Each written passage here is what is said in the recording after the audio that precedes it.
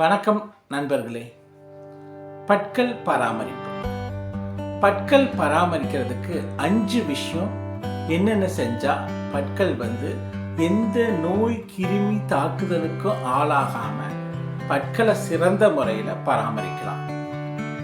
Number 1, 2 வேளை பற்களை நல்ல ஒரு டூத் பேஸ்ட் வச்சு நீங்கள் சுத்தப்படுத்தணும்.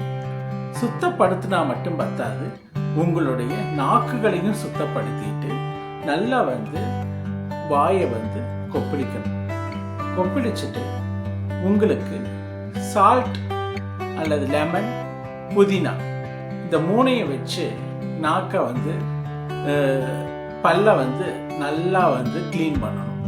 க்ளீன் பண்ணிட்டு வாயை கொப்பளிச்சு துப்பிட்டு உங்களுக்கு இது ஒரு நல்ல ஒரு மருந்தாக செயல்படும். நம்பர் 2, பற்கள் வாரத்துக்கு ஒரு தடவையாவது எண்ணெய், அதாவது கொப்பளிக்கணும். அதாவது நல்ல எண்ணெய் வாயில விட்டு கொப்பளிக்கணும். அது என்ன சொல்லுவாங்கன்னா ஹாகிள் பண்ணுறதுன்னு சொல்லுவாங்க. ஹாக்லிங். நல்லா எண்ணெயை உள்ள வச்சுட்டு வாயை வச்சு அதில் உங்கள் இருக்கக்கூடிய கிருமிகள், அழுக்கு தொற்று எல்லாம் வெளியே வர மாதிரி ஒரு 5 minutes நல்லா ஹாக்லிங் பண்ணணும். அப்போ பண்ணிட்டு துப்புனீங்கன்னா வாரத்துக்கு ஒரு தடவை உங்களுக்கு எப்பேற்பட்ட கிருமி தாக்குதலும் அதிலிருந்து உங்களுக்கு வெளியே வந்துடும். அதுக்கப்புறம் ஒரு வாரத்தில் 2 நாள் 3 நாள் ஆச்சு ஈறுகளுக்கு நல்லா எக்ஸசைஸ் கொடுக்கணும். வெறும் கை விரலை நல்லா வாஷ் பண்ணிட்டு உங்களுடைய கை விரலால் ஈறுகளை நல்லா தேய்ச்சி கொடுக்கணும். வாரத்தில் 2 அல்லது 3 நாட்கள் ஈறுகளை தேய்ச்சி கொடுக்கணும். ஏதாவது ஹெர்பல் பவுடரோ அல்லது சால்ட், லெமன், சார்கோல், புதினா இதை 3 வச்சு கூட நீங்கள் இது பண்ணி உங்களுடைய ஈறுகளை நல்ல விதமாக மசாஜ் கொடுக்கலாம் 3 நாள். அப்படி பண்ணும்போது ஈறுகள் பலப்படுறது மட்டும் இல்லாமல் கிருமிகள் தாக்குதலுக்கு உட்படாமல் இருக்கும். நம்பர் 4, பல்லுக்கு எப்பவுமே அளவுக்கு அதிகமான ஹீட்டோ அளவுக்கு அதிகமான குளிர்ச்சியான பொருளையே கொடுக்கக்கூடாது. அது உங்களுடைய பல்லினுடைய நரம்புகளுக்கு பாதிப்பை உண்டு பண்ணும். அதனால் அதிக சூடானதோ அதிக குளிர்ச்சியுள்ள பொருளையோ உங்களுடைய பற்களுக்கு தயவு செஞ்சு கொடுக்காதீங்க. அப்புறம் பற்களை எப்பொழுதும் அளவுக்கு அதிகமாகவும் ப்ரஷ் பண்ணாதீங்க, அளவுக்கு கம்மியாகவும் ப்ரஷ் பண்ணாதீங்க. அளவுக்கு அதிகமாக ப்ரஷ் பண்ணிங்கன்னா ஈறுகள் பாதிக்கப்பட்டு அதனால் பற்களுடைய வேறே பிரச்சனையை உண்டாக்கும்.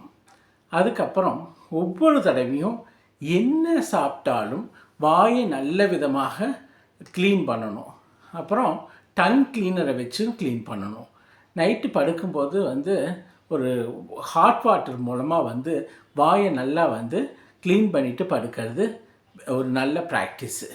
அதே மாதிரி மார்னிங்கும் நல்லா ப்ரெஷ் பண்ணிவிட்டு க்ளீன் பண்ணிவிட்டு ஹாட் வாட்டரில் ஒரு ரிங்ஸ் பண்ணிவிட்டு அதுக்கப்புறம் ஆக்டிவிட்டி பண்ணுறது இன்னியும் நல்ல பலனை கொடுக்கும். ஸோ இந்த மாதிரி தொடர்ந்து பண்ணிட்டு வந்தீங்கன்னா உங்களுடைய பற்கள் நோய் தாக்குதலுக்கும் உள்ளாகாமல் சிறந்த முறையில் இருக்கும். அதே நேரத்தில் பற்கள் எப்பெல்லாம் சின்ன சின்ன பிரச்சனைகளுக்கு நீங்கள் வீட்டில் இருக்கக்கூடிய கை வைத்தியங்களையே பயன்படுத்தலாம். கிராம்பு இருக்குது. இந்த கிராம்பு பற்களுடைய எப்பேற்பட்ட வலிகளையும் எடுக்கக்கூடியது. ஸோ கிராம்புகளை பொடி பண்ணி வைக்கலாம் அல்லது கிராம்புகளை டைரெக்டாக வைக்கலாம். ஸோ முடிந்த வரைக்கும் பற்களை எடுக்காத அளவுக்கு நீங்கள் பார்த்துக்கணும். பற்களை எந்தெந்த நேச்சுரல் அப்படியே இருந்ததோ அப்படியே பராமரிக்கிறது தான் நல்லது.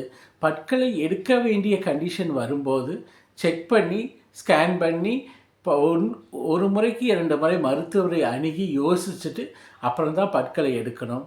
பற்கள் எடுக்காமல் இருக்கிறது தான் மனிதனுக்கு பல பயனுள்ள பிரச்சனைகளை கொடுக்கும். அப்படியே எடுக்கிற மாதிரி இருந்தால் அது சிறந்த மருத்துவரை அணுகி அதுக்கப்புறம்தான் எடுக்க வேண்டிய சூழ்நிலை இருந்தால் மட்டுமே எடுக்கணும். நீண்ட நாட்களாக பற்களை வந்து நீங்கள் தொடர்ந்து நல்ல முறையில் பராமரித்து வந்தீங்கன்னா எந்த நோய் கிருமி தாக்குதலுக்கு உள்ளாகாமலும் அது நீண்ட நாளைக்கு வந்து உங்களுக்கு பலன் கொடுக்கும். இடையில் வந்து எந்த ஒரு பிரச்சனைகளும் நோய் தொற்றுனால வராமல் உங்களுக்கு என்றும் வந்து அது பலன் அழைத்து கொண்டே இருக்கும். ஸோ அது உங்கள் கையில் தான் இருக்குது.